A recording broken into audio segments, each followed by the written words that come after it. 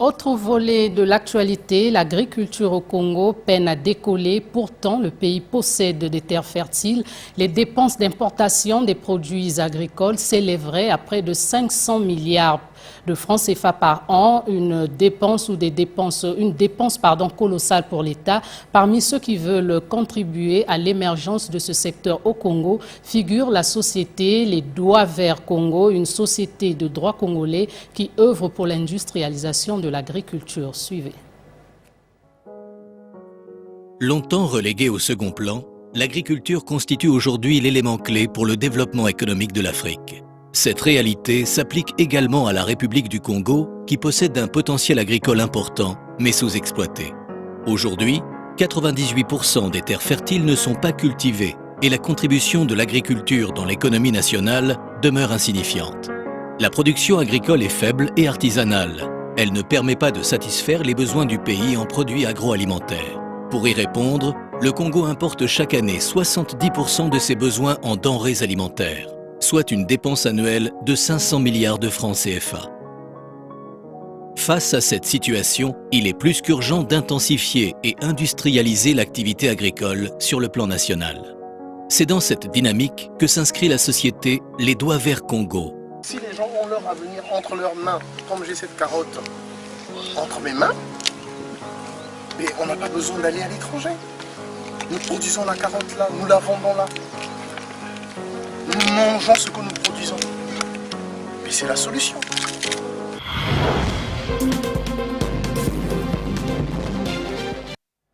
Voilà, l'agriculture au Congo peine à se relever. Pour en parler, nous recevons sur ce plateau Chérubin Nkunku. Il est directeur général de la société Les Doigts Verts Congo. Monsieur Chérubin Nkunku, bonsoir. Bonsoir madame. Pour commencer, votre société Les Doigts Verts Congo s'est spécialisée dans l'agriculture. Que fait exactement votre société et pourquoi avoir choisi l'agriculture lorsqu'on constate aujourd'hui que c'est un secteur qui suscite de moins en moins d'engagement?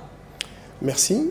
Notre société, la société Les Doigts Verts Congo, a fait le choix du secteur agricole. C'est tout simplement parce que nous avons compris que le secteur agricole est constitué un secteur stratégique pour le développement économique du Congo. Nous avons aujourd'hui les exemples des autres pays et nous, notre société s'est spécialisée aujourd'hui dans l'activité agricole, partant des activités de l'amont agricole et jusqu'à aller aux activités aval de l'agriculture. C'est-à-dire, nous regardons toutes les activités qui sont liées aux aspects de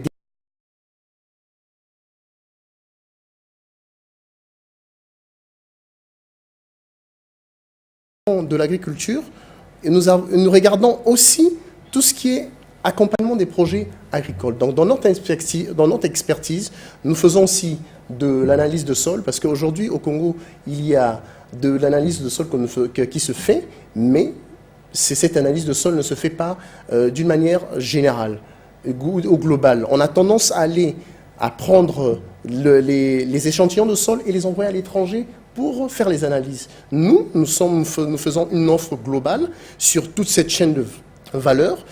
Initialement, nous avons commencé avec la vente de semences, tout ce qui était engrais. Et avec le temps, nous nous sommes rendus compte qu'au niveau des coopératives, les coopératives avaient des problèmes. Et nous nous sommes dit que nous devons mettre en place une agriculture collaborative. Cette agriculture collaborative consiste à se mettre ensemble dans ce business model où certains sont propriétaires de terres, d'autres sont propriétaires des équipements, vous vous mettez ensemble et chacun apporte sa part dans la production agricole. Donc c'est cette économie collaborative que la société des Doigts Verts vise pour la production agricole et plus loin, notre finalité, c'est avoir une bonne qualité des produits agricoles qui seront après demain transformés. Donc là, à ce moment-là, nous parlons de l'agroalimentaire. Dans son adresse du 30 décembre, devant le Parlement réuni en congrès, le président de la République s'est indigné du fait que, malgré les investissements jusqu'à aujourd'hui, l'agriculture peine à décoller. Pour vous qui êtes un spécialiste du secteur, selon vous, quels sont les freins? Qu'est-ce qui freine finalement le décollage de l'agriculture au Congo? Merci. Il faille noter qu'il est important On est en 82 de mémoire, on est très jeune, on est à Pointe-Noire. Et c'est la première fois que j'ai vu le président de la République, c'est en 82, quand il est venu inaugurer l'immeuble Mayombe 82 avec le président Thomas Sankara.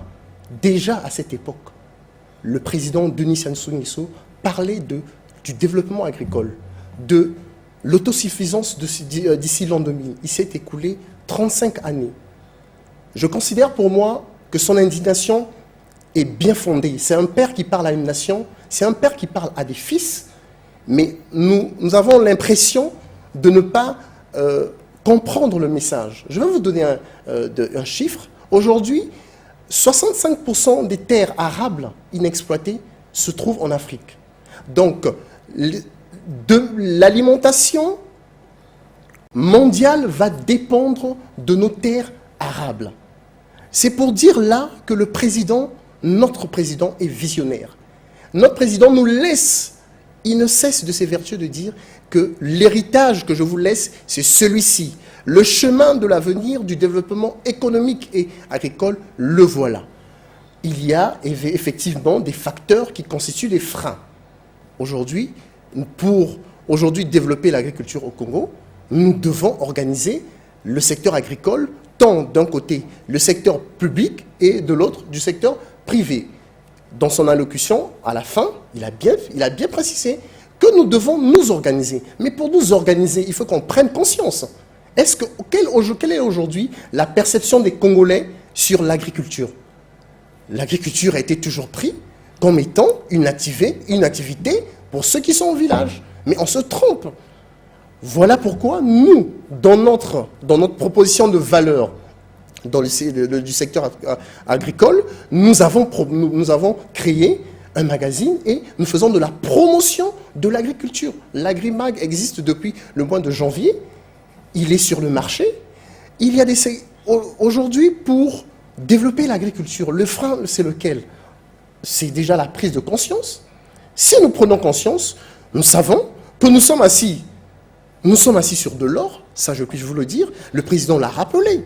Il a dit, la nature, nous bénéficions de tous ces potentiels-là de la nature. Mais qu'est-ce que nous en faisons? Est-ce qu'aujourd'hui, tous les Congolais sont conscients que nous bénéficions de ce potentiel et qui est tout bénéfique pour nous? Nous devons réaliser qu'il y a un potentiel, nous devons faire face à ces besoins qui se présentent là. Les freins au développement de l'agriculture sont clairs. Nous avons ces 500 milliards d'importations. Aujourd'hui, est-ce que nous avons fait un diagnostic pour dire, dans les 500 milliards des produits qui sont importés, qu'est-ce que nous pouvons développer au niveau national? Qu'est-ce qu'on peut produire? Il y a déjà des initiatives, des gens qui ont produit dans l'agriculture. Mais en bout de chaîne, on se retrouve entre les produits importés et les produits fabriqués localement ou bien produits localement, nos produits reviennent plus chers. C'est tout simplement parce que nous avons des coûts d'exploitation qui sont très élevés. Et il faut dire aussi qu'il y a des initiatives qui ne sont pas soutenues. Nous devons soutenir cette agriculture. Maintenant, pensez-vous que, selon les orientations données par le chef de l'État, est-ce que sur le terrain, c'est faisable? On peut aujourd'hui développer l'agriculture selon les orientations données par le chef de l'État? Le chef de l'État, qui est le père de la nation, qui est notre père, est un grand visionnaire. Ces orientations, c'est cette vision qu'il a communiquée et cette stratégie qu'il a développée peut se faire. Mais cette stratégie ne peut que se faire si nous avons pris conscience, nous nous mettons ensemble. Je vous ai parlé de l'économie collaborative. Il faut qu'on se mette ensemble de tout cœur et les choses sont réalisables. Nous pouvons mettre en place aujourd'hui, pour parler de cette stratégie, on peut mettre en place aujourd'hui une société nationale agricole. Parce que nous produisons, mais la chaîne de valorisation de l'agriculture viendra de quoi? De la transformation, de l'agroalimentaire. Et nous avons besoin d'organiser cette chaîne de valorisation partant du secteur public et le secteur privé. Merci bien, Monsieur Chérubin Koukou. Je rappelle aux téléspectateurs que vous êtes le directeur général de la société Les Doigts Verts Congo et avec vous, nous avons abordé la question relative aux problèmes qui freinent le décollage de l'agriculture au Congo. En tout cas, merci d'être passé sur ce plateau. Merci, madame.